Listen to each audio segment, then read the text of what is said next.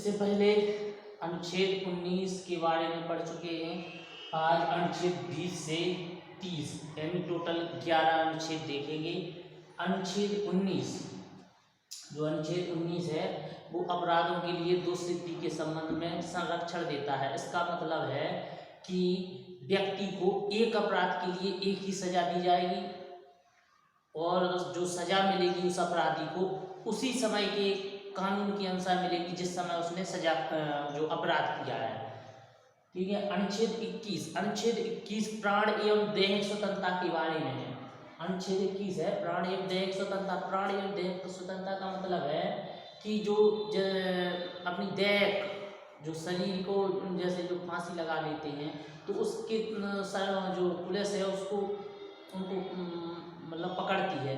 क्यों? क्योंकि वो उनको प्राण दैहिक स्वतंत्रता का अधिकार है, यानी जीवित रहने का अधिकार है, मरने का अधिकार नहीं है। इसके तहत जो उसको सजा दी जाती है यदि वो पकड़ी जाए।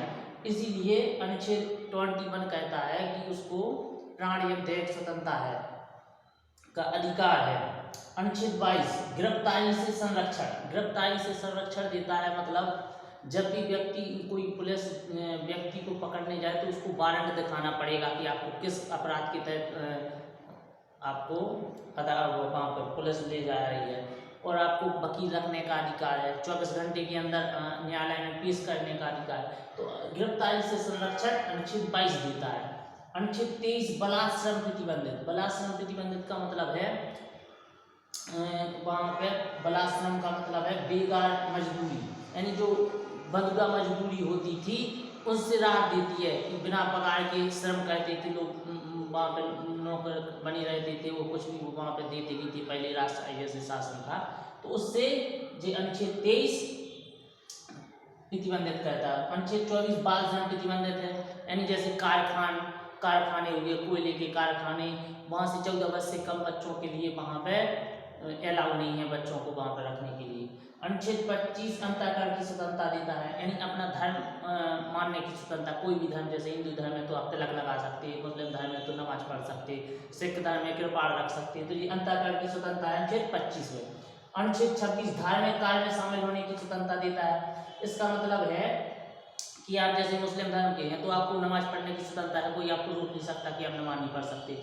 हिंदू धर्म में आप भजन कर सकते, तो ये धार्मिक कार्य में शामिल होने की स्वतंत्रता है 26 में। अनुच्छेद 27 धार्मिक कार्य के लिए चंदा लेने की स्वतंत्रता, यानी जो धार्मिक कार्य हो रहा है उसके लिए आप चंदा ले सकते, कर ले सकते हैं, तो जिसकी इच्छा है वो दे सकता है, तो मतलब लेने की स्वतंत्रता है, उस पर आपको सरकार टैक्स नहीं लेगी। अनुच्छेद 28 किसी भी सरकारी संस्था में धार्मिक शिक्षा नहीं दी जाएगी।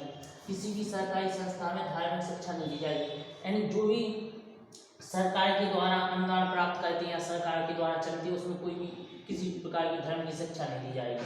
अनुच्छेद 29 अल्पसंख्यक के हित का संरक्षण, यानी जो अल्पसंख्यक हैं तो उनके हितों का संरक्षण करता है अनुच्छेद 29। अनुच्छेद 30 अल्पसंख्यक की शिक्षा का संरक्षण।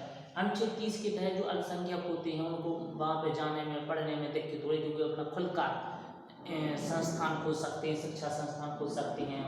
तो अनुच्छेद 30 अल्पसंख्यक की शिक्षा का संरक्षण करता है। ये अनुच्छेद 20 से 30 तक के बारे में आज पढ़ना था, 11 जो पढ़ चुके हैं। आगे कल देखेंगे इसके आगे, यहाँ तक के लिए आज का।